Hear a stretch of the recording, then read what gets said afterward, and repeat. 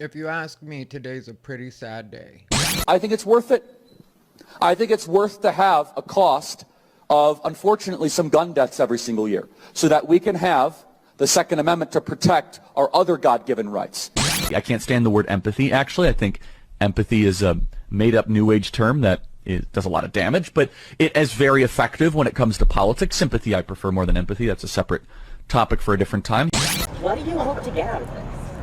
Why are you here? Okay, I'm going to ask that question a lot. First of all, that question should not even have to be asked, but when people stop talking, really bad stuff starts. When marriages stop talking, divorce happens. When church starts happening, they fall apart. When civilizations stop talking, civil war ensues. When you stop having a human connection with someone you disagree with, it becomes a lot easier to want to commit violence against that group. Whether it be the great genocide, the horrible genocides of the last 100 years, people stop talking with each other because they lose their humanity.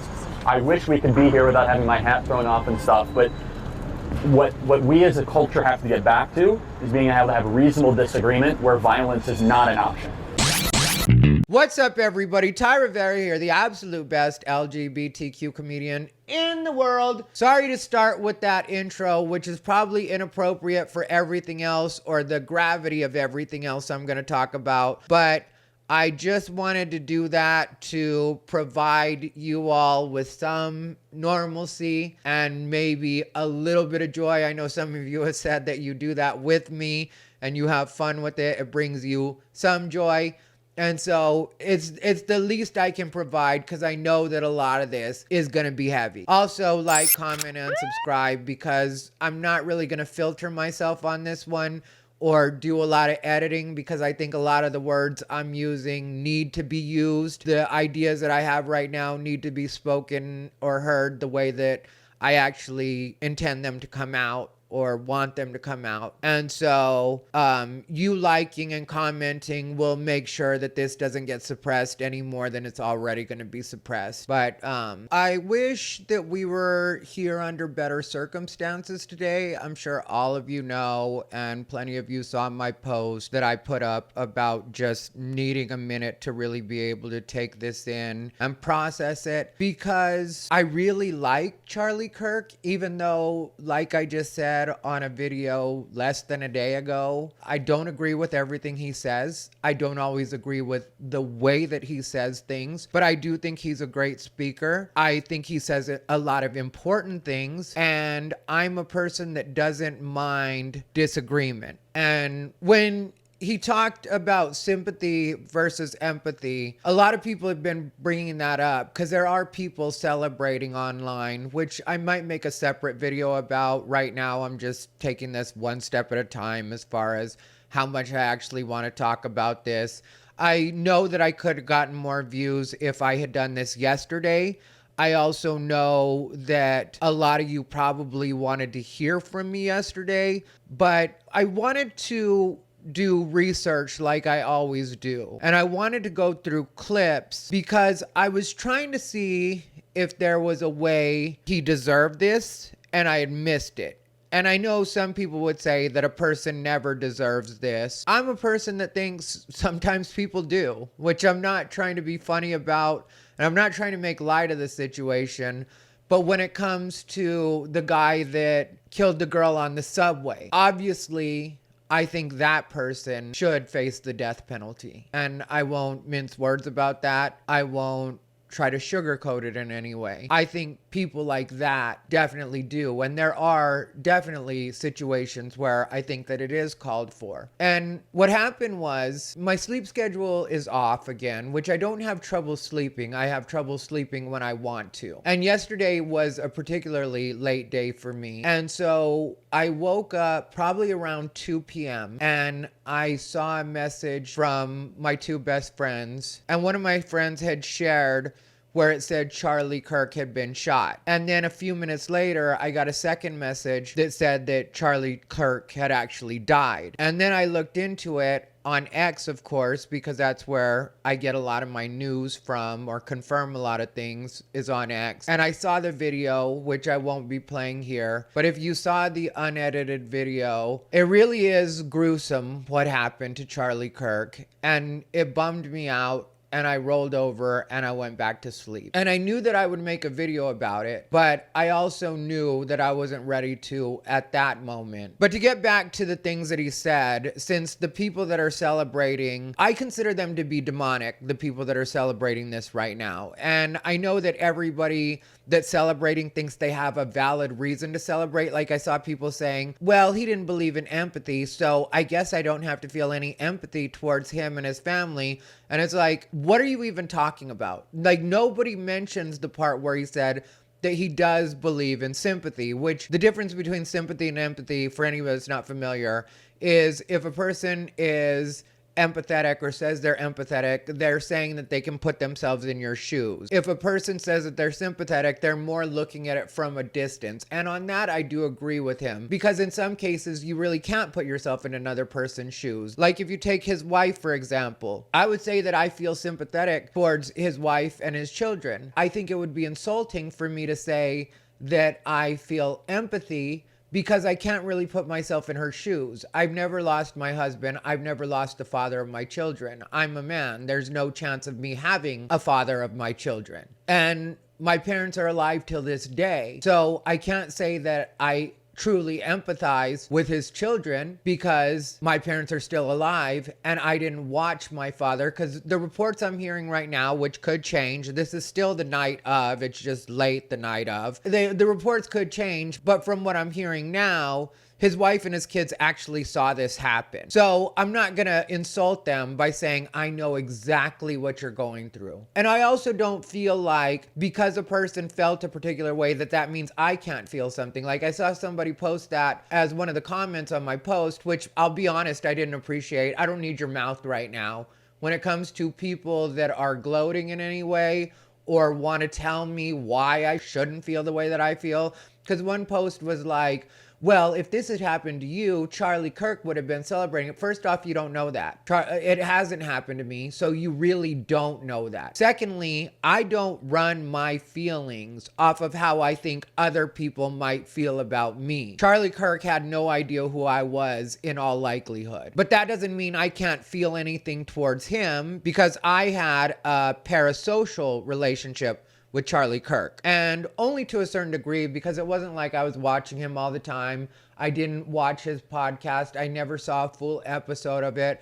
I got entertainment and enjoyment from the short clips that he would put on, and that's how I'm familiar with what he does. And when he said the thing about people needing to talk about things even when they don't agree, I said something similar in 2015, leading up to the 2016 election, when Donald Trump first got elected. And I said on a podcast, I think it was Josh Wolf's podcast I was doing, but I said that you can make people be quiet, but then you not only don't know what your enemies are thinking, you don't even know who your enemies are at that point, which is a dangerous place to be, because then you've got people that are being quiet, which is what you wanted, but now you've got hidden enemies. So as far as that goes, I definitely get what he was saying. And then when it comes to Second Amendment and his feelings on that, people are bringing that up and are saying that that's a good reason to laugh about it, because it was like the irony of that happening to him after he made that statement. And I don't think that he would feel any differently. He was very happy with his life from everything that he said.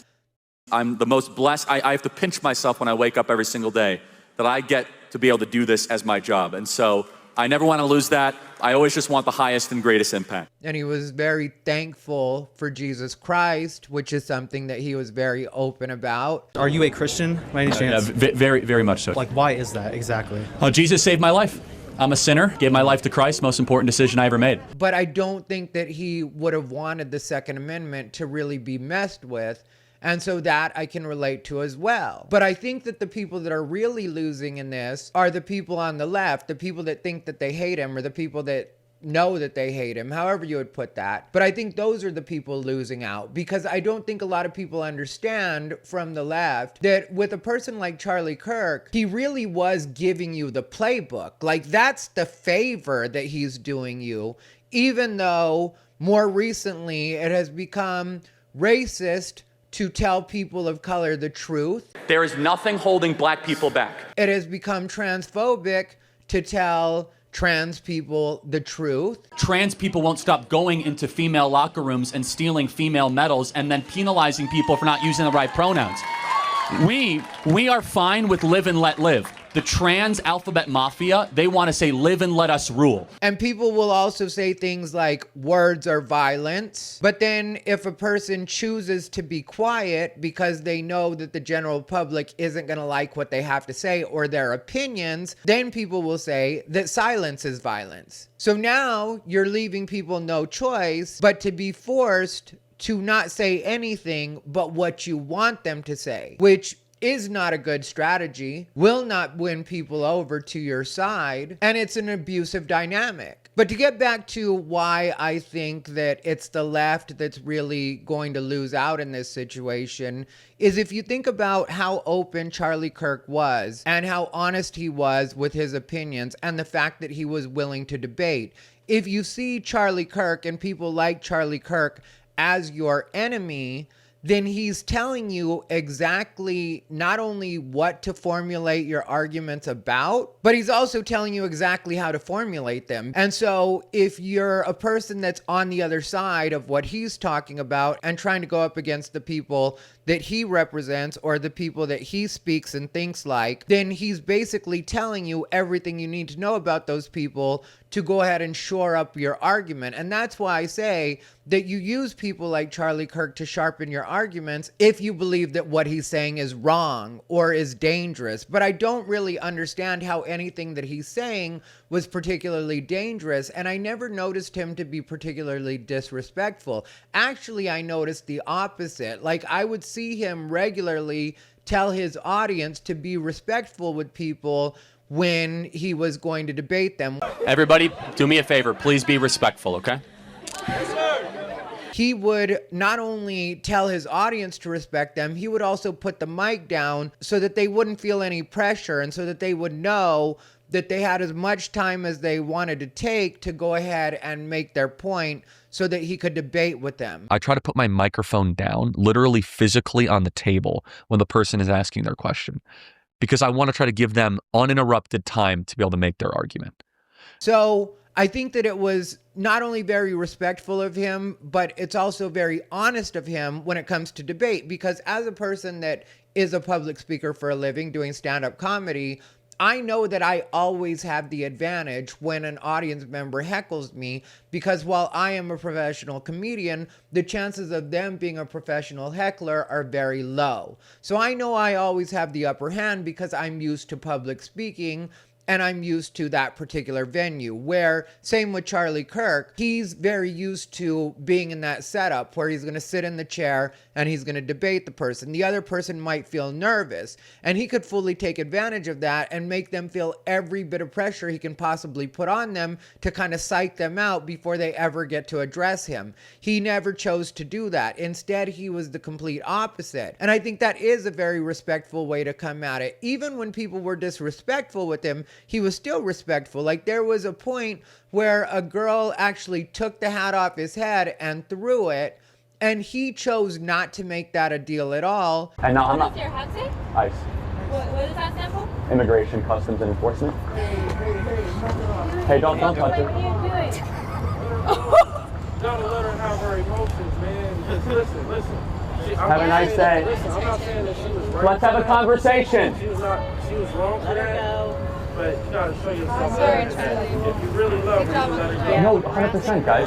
I'm not gonna press. She did good. Thank you. See, I'm not gonna. Because I would have been pissed smack on the elbow. No, that's Get women Hey, back. put it on mine. Because he would rather have the discourse than have people be afraid to chat with him afterwards, because he might press charges, or he might get them suspended from school, or there might be some sort of consequence to having interacted with him, even if, like I said, that meant him having to deal with a bit of disrespect. So when it comes to that as well, I really did respect him. There was once a gay conservative that had approached him for debate. It was obviously in his regular format. This wasn't on the street or anything. But when the guy told him that he was a gay conservative, Charlie Kirk welcomed him. I'm a gay conservative, and I just want to ask you, what do you have to say for people like me who kind of feel like, I guess, it's kind of hard for gay conservatives because there's not a lot of us. So, like, what do you have to say to other gay people who need to realize, like, they do have a choice? Like, Yeah, first of all, welcome to the conservative movement. I don't think you should introduce yourself just based on your sexual attractions. No, I agree. I like because that's not who you are. I like to be thought of as a person, and for sure, you are a complete human being, and I'm sure you treat people well, and you're studying something. So I want to get away with this idea that you're gay anything. I just think that we have gone a long way in the negative direction in this country, where we act as if the most important part of your identity is what you do in the bedroom. It doesn't mean that much to me, but if you ask from a perspective as a Christian, I don't agree with that lifestyle, but politics is about addition and multiplication. I imagine you agree with a lot of what we talk about. Absolutely. Right? Strong borders, strong country, and for that, we welcome you into the conservative movement. thank you. And some people took the other things that Charlie said as being negative, but I did not take them that way at all. And that's the way I think about myself, because what Charlie Kirk had told him was that he probably shouldn't identify as a gay anything. He should just be a human being and a person, and then the gay is just a part of it, basically, is what he said. And some people were like, he's basically telling him, don't ask, don't tell. And I didn't take it that way at all. I mean, I've said that about myself when it comes to comedy. I know that for my channel, I'll often refer to myself as the absolute best LGBTQ comedian in the world. But I've told you guys before, that's more me ribbing the LGBT community because I know that they don't like what I stand for. They don't like the way that I think. And so to use that is more like me clowning them. But I have always said, and it was even in my bio for a long time, that I don't consider myself to be a gay comedian. I'm a comedian that happens to be gay. And so, yeah, I'm going to talk about the fact that I'm gay because that's a part of my life experience, or that's a part of my dating, or whatever it is I'm going to talk about in that particular set. But I'm definitely not what you would call a gay comedian. I talk about all sorts of things during my set. Just like the guy that Charlie Kirk was addressing there, there are things to him other than just him being gay. And some people took issue with him saying lifestyle, which is an old school way of saying it. But at the same time, my opinion is language is for communication. So if I understand what you're trying to convey, I don't really care what words you use to convey your point. As long as I get you and you get me, then we're communicating and we're using language effectively. That's the way I see it. I'm not going to be nitpicky about things like that.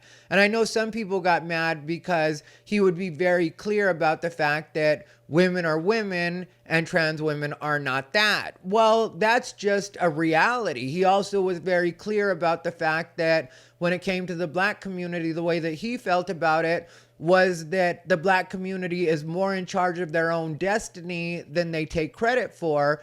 And a lot of people from the black community really do seem to be blaming everybody else when a lot of that's in their hands. And he would use statistics to make that point. And some people were mad because he used the Black individuals, despite being 13% of the American population, commit 55% of the murders. But if that stat is accurate, which by the most recent numbers that I saw, those are accurate statistics, then is it really racist that he brings it up? Or is it just that you don't like that he brings it up? So in order to stop yourself from taking any kind of accountability, or stop your community from having to take any kind of accountability, instead you'll call it racist, which is the real reason I think that this happened to Charlie Kirk, is not only because he was telling the truth, but also because he was very good at activating young people into not only voting, but also just caring about politics in the first place. And he also wasn't afraid of being canceled. And white people are not allowed to say that. Oh, I just did. So what are you going to do, cancel me?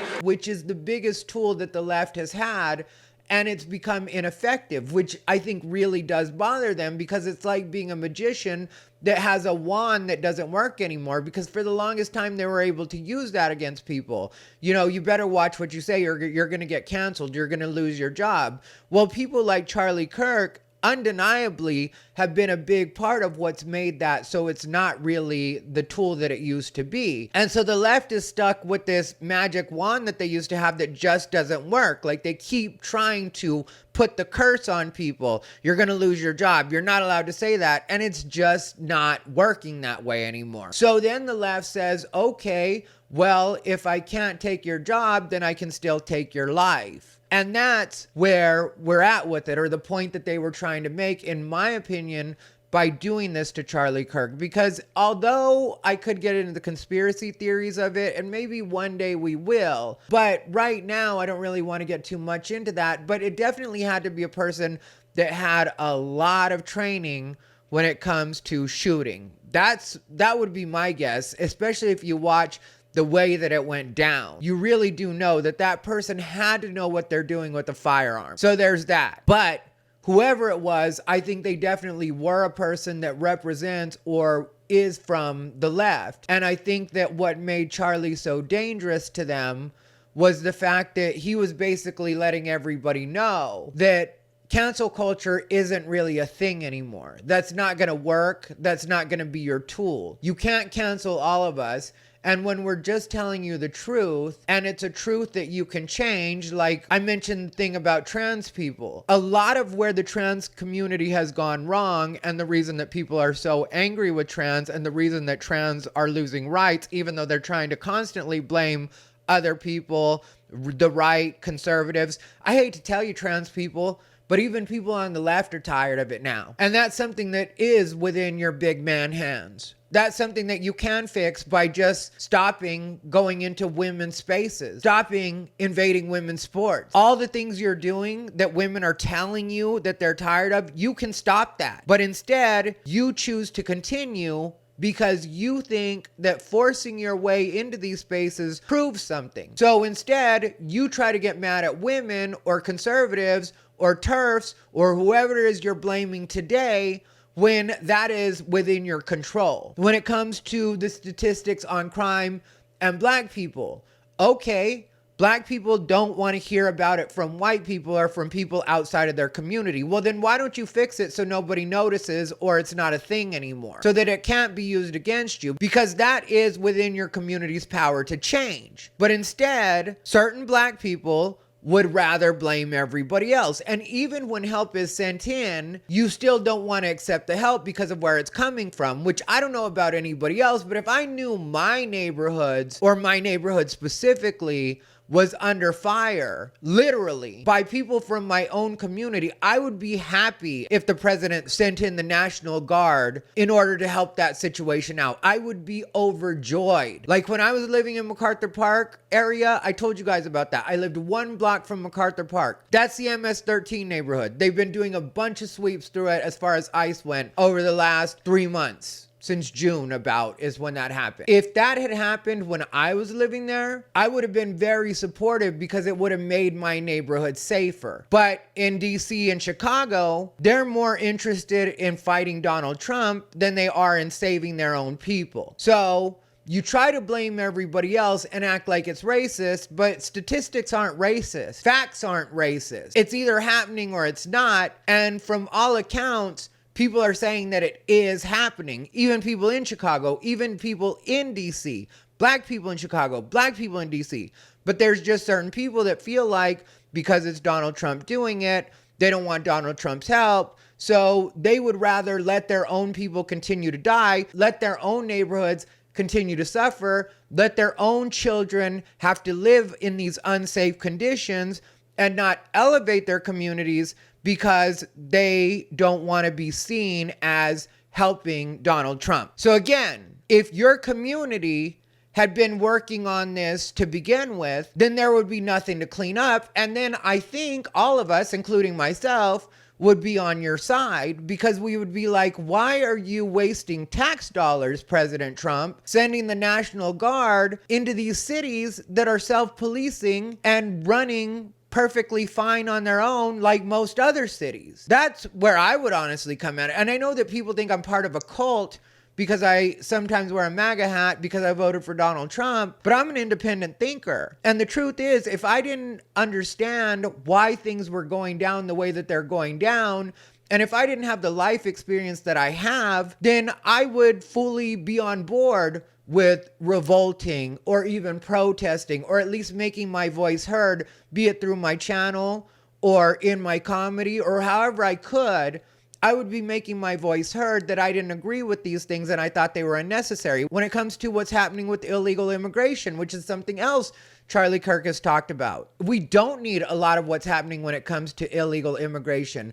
We did have Joe Biden just basically open up the borders and allow everybody in and basically tell us to deal with the consequences. So when you're saying that certain programs are no longer available to you, or a certain amount of money is no longer there that was supposed to help out, in some cases, black people, poor white people, poor Latinos from this particular country, our citizens, but that money's not there anymore.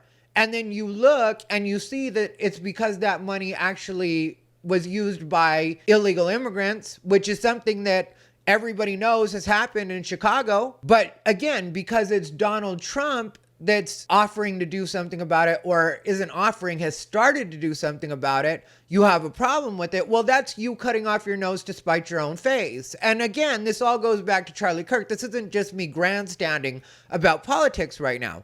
The reason that this goes back to Charlie Kirk is because Charlie Kirk was telling you that these are the things that a lot of us, a lot of other Americans are saying are a problem for us. These are things that we don't want to have to deal with because some of you have decided that you're fine with that. It's basically like having roommates that don't mind having roaches. And you're like, I don't want to live with roaches. And I'm not referring to immigrants as roaches right now for anybody that needs me to be clear. I'm saying the whole situation is roaches. When it comes to the crime, roaches. When it comes to trans people trampling on women's rights, roaches. When it comes to immigrants constantly coming over the border and sending their worst, literally in a lot of cases, roaches. So then what happens is people online lie to each other and make it seem like Charlie Kirk is part of a Nazi regime. Charlie Kirk is fascist. But if you ask me, I think that killing people, murdering people for their opinions, that to me is Nazi behavior. That's fascism. The fact that I can't express something that I want to express that may be the opposite of certain people for fear of losing my job, which is something that I'm not at all worried about. I speak my opinions regularly and openly. But when that's supposed to be a consequence, if I speak any of what I consider to be the truth or talk about any of what I notice to be the problem, people are going to try to make my life harder and now try to make me think and make other people like me think that our lives are in danger because we think differently than this particular mob on the left, which I know is the far left, but at the same time, there are a lot of people that are maybe a little more center left that are encouraging this behavior and not being open about the fact that this needs to stop. Because if you're not careful, we're all going to end up in a situation that we don't want to be in. Because a lot of people's hands are going to be forced. And what these people have done is turn Charlie Kirk into a martyr. That's why President Trump himself got on TV and actually made a statement about this, which also speaks to exactly how effective Charlie Kirk was in activating young people to be politically active. Was that the President of the United States not only tweeted about it, but spoke about it on TV. So what I would say to people on the left is you really have lost something in losing Charlie Kirk, because even if you didn't like him, I would honestly say that Charlie Kirk really does embody what MAGA actually means. A lot of people think MAGA is Donald Trump, and Donald Trump obviously a huge part of MAGA, but for most of us the words are what's most important. Make America great again, which I know some people will be like, well, when was America ever great? Probably when your ancestors and your elders came here, or they wouldn't have come here in the first place. And I would imagine that it must seem pretty great to a lot of people for people to be fighting to stay in this country that supposedly isn't great anyway. So even though America supposedly isn't great and has never been great, people are for some reason risking life and limb to get into this not so great country. So if America's really not great, or it never was great, then I don't know why everybody hasn't chosen to leave. Maybe because a lot of the countries you would go to would enforce their borders and not just allow you in, which is a lot of what our problem is here. And it leads to a circular argument because you can't seem to understand that we as Americans have a right to say that, yeah, no vacancy. Find it somewhere else. Make somewhere else great. We're working on making America great. And that's why I think that this has hit a lot of people so hard, is that Charlie Kirk was a regular guy that even if you didn't agree with the way that he did it or the way that he said it, was trying to make America be as great as it could possibly be. And he wasn't a celebrity. He was a regular guy that just happened to have a TikTok that became very successful and built his own thing into what it needed to be, Turning Point USA. Built that to what he needed it to be the machine and the vehicle that it would take to get him where he needed to be able to help make those changes. So enjoy dealing with the consequences that are gonna come behind this, because I can tell you that all this does is make me more sure that I should continue to speak the truth, or speak truth to power,